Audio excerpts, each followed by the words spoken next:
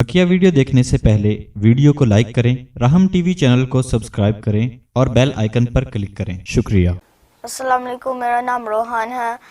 And जो मेरा सवाल है, जो मेरे माँ और बाबा वो यूजुअली कहता है जब खानों को भूख नहीं मारो कि मकरूह हो जाता है। सो मेरा ये सवाल है क्यों फूंक मारने से खाना मकरूह हो जाता है। इसको मामा पापा यही समझा रहे हैं कि नहीं मारो फूंके, इससे मकरूह हो जाता है। सही, अच्छा, तो क्यों होता है ये ठीक, बस हो गया ख़त्म। माशाअल्लाह रोहान जो है ये नन्ना मुन्ना खानका का बच्चा, इसने सवाल किया है कि ये वो माँ बाप मना करते हैं कि खाने में फूंक ना मारो, कहता मकरूह हो जाता है। तो पूछ रहे कि क्यों मकरूह होता है।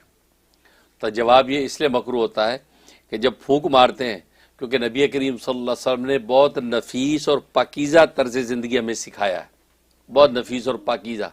और ख़ुद आपकी ज़ात में इतनी पाकीज़गी और नफासत थी कि किसी किस्म की कोई आलूदगी ना हो। और फूंक मारने में ये होता है कि वो इंसान जब फूंक मारता है तो इंसान के मुंह का जो थूक है बस औक़ात फूंक में वो भी उस चीज़ में गिर जाता है, ठीक। और बस औक़ात जो इंसान का मुंह अगर गंदा है तो फूंक जब मारेगा तो मुंह के अंदर बदबू है, मुंह साफ़ नहीं है, तो वो बदबू वाली हवा जो खाने में मिक्स हो जाएगी।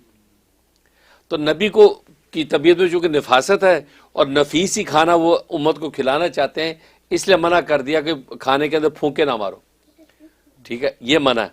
तो इस वजह थूक निकलेगा या बदबूदार हवा खाने में मिक्स हो जाएगी, तो लिहाजा वो उसकी फीलिंग्स आप महसूस करेंगे। और ये होता है आपके मुंह में बू हो, आप किसी कपड़े पे रख के सांस लेते रहे कुछ देर, उसके बाद जो कपड़े को सूंघे उसके अंदर वो बू होगी, फितरी बात है, ये होता है।